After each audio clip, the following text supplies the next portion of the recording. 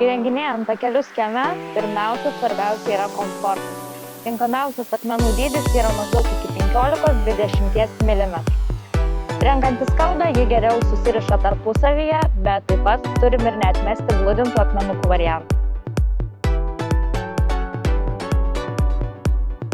Abu variantai yra tikrai galimi, viskas priklauso nuo kliento norų. Plokščių tako įrengimas gali būti šiek tiek paprastesnis nei trinkelių, tačiau abiejais atvejais prireiks ir laiko, ir kruopštumo.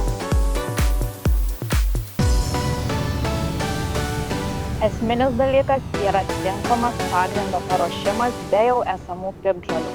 Tarpus rekomenduojam užsipilti acijomis arba supildyti skalda ar akmenukais. Jeigu kalbėtume apie akmenukų taką, jam rekomenduojame naudoti korį. Jis suteiks stabilumo. Jeigu būtų kalba apie plokščių arba trinkelių taką, labai svarbu pasirinkti tinkamą stabilų pagrindą. Vaikščiojimo takeliams rekomenduojame bent jau 3 cm storį, važiuojamąjį dalį 5 cm.